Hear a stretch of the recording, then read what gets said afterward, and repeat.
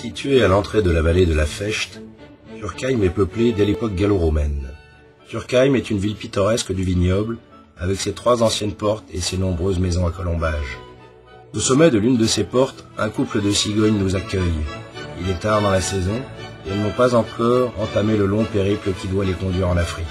Cette porte, la plus importante de la ville, était munie d'un pont-levis pour permettre de franchir le fossé devant l'enceinte et possède toujours une meurtrière et 2 canonnières. C'est par cette porte que s'effectuait l'essentiel du commerce avec l'extérieur.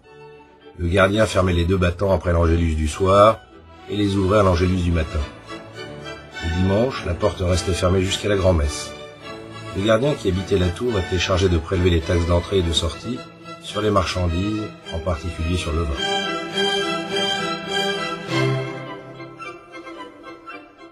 De mai à octobre, tous les soirs à 22 h, on peut assister au passage du veilleur de nuit.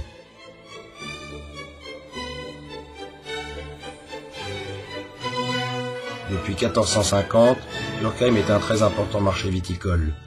Son coteau du Bran, au sol granitique, est certainement le mieux situé du vignoble alsacien.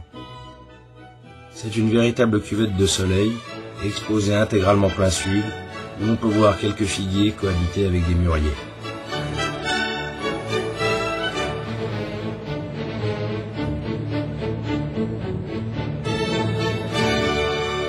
Ce bâtiment fut donné vers 1575 aux corporations de métiers qui y tenaient leurs réunions. La cloche qui le surplombe appelait les bourgeois au rassemblement. La partie arrière était utilisée comme dépôt pour les denrées rapportées par les marchands. En 1334, la cité entre dans la Décapole, groupement de 10 villes alsaciennes, Obernai, Sélestat, Colmar, Kaisersberg, Münster, Mulhouse, Haguenau, Wissembourg et Rosheim.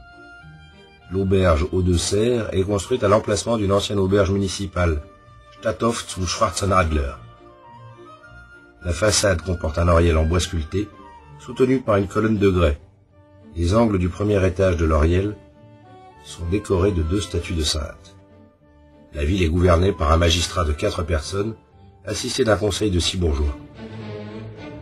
Turckheim est essentiellement réputé pour son vignoble. À partir du XVIe siècle, la cité prospère grâce au commerce du vin, en développant des liens commerciaux avec les pays germaniques, Strasbourg et les cantons suisses. La guerre de 30 ans décime la population, mais la ville se repeuple rapidement grâce aux immigrants venus de Suisse. En 1648, le traité de Westphalie rattache Turckheim au royaume de France. Pendant la bataille dite de Turckheim, le 5 janvier 1675, Turenne est vainqueur des troupes du général Dampierre de Bournonville, car il mène contre toutes les traditions une campagne en hiver et surprend les ennemis dispersés en Alsace.